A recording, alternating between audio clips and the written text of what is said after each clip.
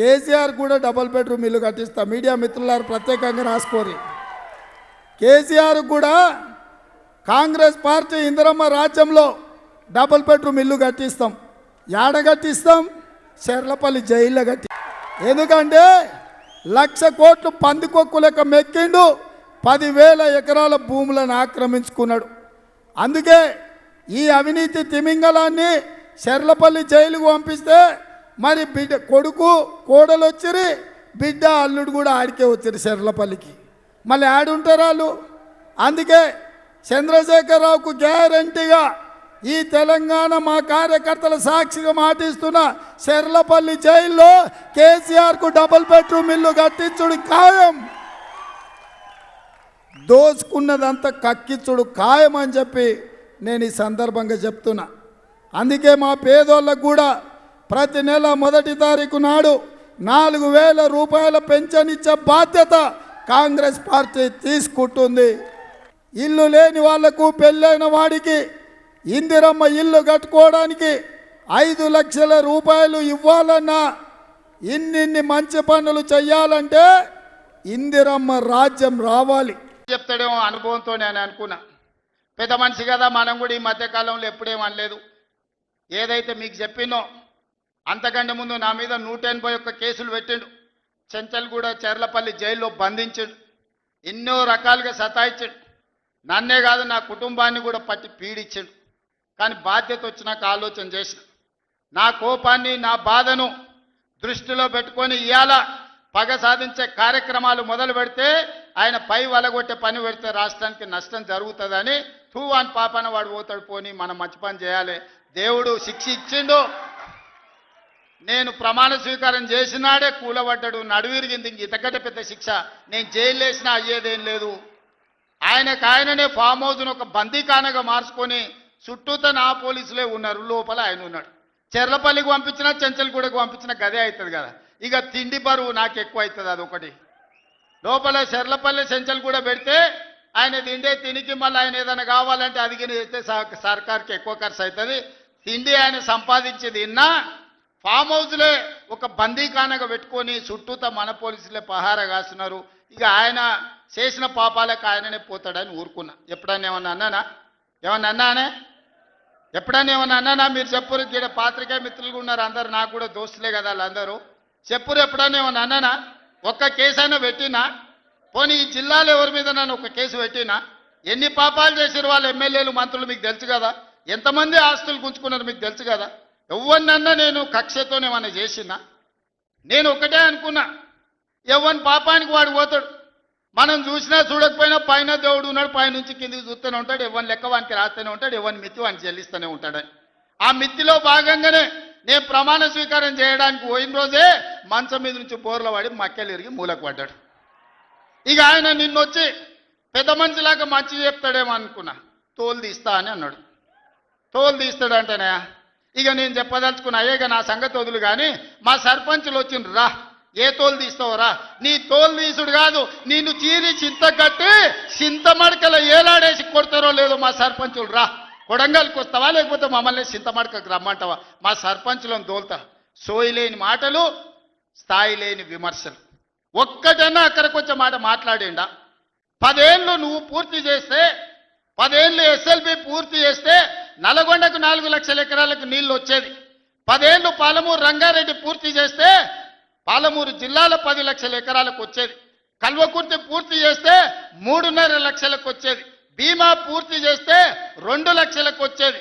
కోయిల్ సాగర్ లేకపోతే ఏది చేసినా, నెట్టంపాటు చేసినా, నా మక్తల్ నారాయణపేట కొడంగల్ పూర్తి చేస్తే 1.5 ఎకరాలకు మాకు నీళ్ళు వచ్చి ఇవాళ కందులు వండించి, జొన్నలు వండించి, కల్తీ కళ్ళు దాగి బతికే పరిస్థితి మాకెందుకు ఉంటుండే?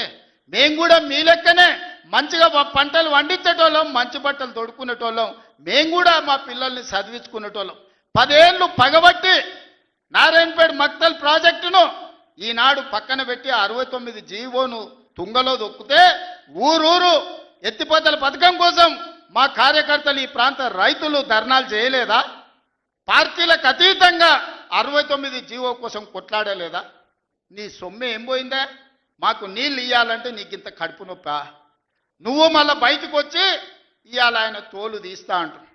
తోలు నాది కాదు కానీ ఆ షేక్పేట్లో మటన్ కొట్టు మస్తాన్ ఉంటాడు.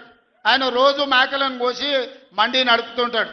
ఆయన చెప్పిన కేసీఆర్ ఖాళీగా ఉన్నాడంటనే తోలు తీస్తాడంట.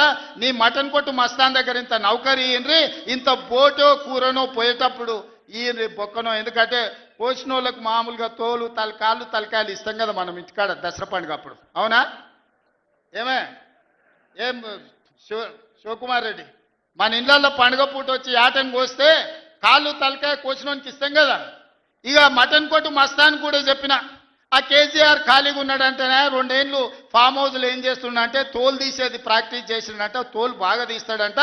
నీ మటన్ కొట్టులో ఈ తోలు తీస్తాడు, కాళ్ళు తలకాయలు మాత్రం ఉచితంగా సాయంత్రం పోతే దావతులో బోటిగిన ఏమైనా కొట్టుకొని సాయంత్రం 2 వేసేటప్పుడు తీసుకుంటాడేమో అని. 40 ఏళ్ళ అనుభవం అంటావు, రాష్ట్ర మంత్రి చేసిన అంటావు, కేంద్ర మంత్రి చేసిన అంటావు, 10 ఏళ్ళు ముఖ్యమంత్రిని చేసిన అంటావు, తెలంగాణ రాష్ట్రాన్ని సాధించిన అంటావు. నేను ఆడ ఫ్యూచర్ సిటీ కడుతున్నాను అంటే తొక్క తోలు వాడెవడో వస్తాడంటే వంతారనా బొంతారనా ఇవనే ఒక మాజీ ముఖ్యమంత్రి స్థాయిలో మాట్లాడే మాటలు మాకు రావనుకుంటున్నావా? మర్యాద ఉండదని మేము మాట్లాడతలేం. మర్యాద ఉండదని ఇవన్నీ విషయాలు మేము మాట్లాడతలేం. కానీ మొదలు పెడితే నువ్వు కాదు కదా నడువుకు రాయి కట్టుకొని ఆడ ఉన్న మల్లన్న సాగర్లో దుంకి చచ్చిపోతావు. మల్లన్న సాగర్ కాకపోతే రంగనాయ సాగర్లో మెడకు తాడేసుకొని ఊరేసుకొని చచ్చిపోతావు. చంద్రశేఖరరావు గారు, నన్ను గెలకకు. నేను అన్నీ చూసిన. ఎక్కడి నుంచి వచ్చిన నేను నల్లమల్ల అడవుల నుంచి వచ్చిన.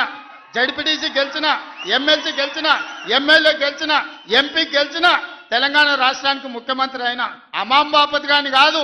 అక్కడి నుంచి వచ్చి అమెరికాలో అంట్లుదోమ వస్తే అయ్య పేరు చెప్పి మంత్రి అయినోని కాదు. ఊర్లో దుక్కి దున్ని కష్టమంటే తెలిసి రైతులలో నుంచి వచ్చినోని రైతు బిడ్డను. నాతోని తమాషాలు చేయకు. దుబాయ్ పాస్పోర్ట్ బ్రోకర్ల దందా చేయలే, రియల్ ఎస్టేట్ బ్రోకర్ దందా చేస్తుంది ప్రభుత్వం అంటున్నాడు. రియల్ ఎస్టేట్ వ్యాపారం పెంచుతుంది, రియల్ ఎస్టేట్ ఆదాయాన్ని పెంచుతుంది, రియల్ ఎస్టేట్ అభివృద్ధిని తీసుకొస్తుంది. నీ కొడుకేమో హైదరాబాద్లో రియల్ ఎస్టేట్ వాడిపోయిందంటావు. నువ్వు వచ్చేమో ఈ ముఖ్యమంత్రి రియల్ ఎస్టేట్ దందా చేస్తున్నాడు అంటాడు. ఇదేమన్నా పాస్పోర్ట్ బ్రోకర్ల దందానా? నేను ఎవరినేం దుబాయ్కి పంపుతా అని మోసం చేయలే. భూములు, ప్రభుత్వ భూములు, పరిశ్రమలు పెట్టడానికి రైతులు అడిగిన నష్టపరిహారం ఇచ్చి నిన్నగాక మొన్న మక్తల్ నారాయణపేట కొడంగల్ ప్రాజెక్టుకు 12 లక్షలు ఇస్తామన్నాం. మా రైతులందరూ కాదు కూడదన్నారు. ఏం కావాలన్నా అడగమని మా శ్రీహరికి, మా శివకుమార్ రెడ్డికి చెప్పిన, మా పర్ణికమ్మకు చెప్పిన. వాళ్ళు పోయి మాట్లాడిను. వాళ్ళు అడిగింది నాకు వచ్చి చెప్పురన్న. వాళ్ళు 20 లక్షల ఎకరం కావాలన్నారు. పిలిచి క్యాబినెట్లో పెట్టి ఎకరాకి 20 లక్షల దాకా ఇచ్చి 96% ప్రజలు ఏకగ్రీవంగా ఆమోదిస్తే వాని భూమి పోయిన దుఃఖంలో ఉంటాడు 10 రూపాయలు ఎక్కువ ఇవ్వాలని 20 లక్షల ఎకరాలాగా చెల్లించి నిన్నగాక మన లగచర్లలో లేకపోతే హకీంపేటలో పోలేపల్లె భూమి తీసుకున్నాం. మొదట్లో 7 లక్షలు అన్నారు. అధికారులతో పంచాయతీ పెట్టుకోరు. పాపం తెలిసి తెలియక వాళ్ళు చేసిన అబద్ధాలకు ఈరోజు పంచాయతీ పెట్టుకోరు. చివరికి అడిగినాం 20 లక్షలు 22 లక్షలు కావాలని ఇచ్చినాం. ఇందిరమ్మ ఇల్లు కావాలన్నారు, ఇచ్చినాం. అక్కడ అభివృద్ధి ఏం కావాలన్నో చేస్తామని చెప్పినాం. ఆడకు జూనియర్ కాలేజ్ ఇచ్చినాం, మెడికల్ కాలేజ్ ఇచ్చినాం, ఇంజనీరింగ్ కాలేజ్ ఇచ్చినాం, డిగ్రీ కాలేజ్ ఇచ్చినాం, అగ్రికల్చర్ కాలేజ్ ఇచ్చినాం, వెటర్నరీ కాలేజ్ ఇచ్చినాం. ఈరోజు సైనిక్ స్కూలు ఈ రాష్ట్రంలోనే లేదు. సైనిక్ స్కూల్ని కూడా ఈరోజు లగచర్ల కాడికి తీసుకొచ్చి పెట్టినాం. ఇవాళ రాష్ట్రంలోనే ఒక ఆదర్శంగా 250 ఎకరాలలో ఒక ఎడ్యుకేషన్ హబ్ కడుతున్నాం. ఈరోజు మేం పోయి ఆ ఊరికో ఈ ఊరికో ఆ పట్టణానికో పోయి చదువుకున్నాడు కాదు. తెలంగాణ రాష్ట్రంలో నలుమూలల నుంచి కొడంగల్కి వచ్చి చదువుకునేటట్టు ఒక ఎడ్యుకేషన్ హబ్బే ఈరోజు కొడంగల్ కడుతున్నాం. ఇది మా విధానం. మేము కక్షల రాజకీయం చేయం. ఎవరి మీద కక్ష కట్టం. ఎవరి పాపానికి వాడు పోతాడని దేవుడి మీద నమ్మకంతో కష్టాన్ని నమ్ముకున్నోళ్ళం. కొడంగల్ ప్రజలు రోజుకో 2 గంటలు ఎక్కువ పని చేసేటోళ్ళే కానీ ఎవరిని సొమ్ము ఆశించేటోళ్ళు కాదు. ఎవరి గురించి మేము ఆలోచన చేయం. మా పని మేము చేసుకుంటాం.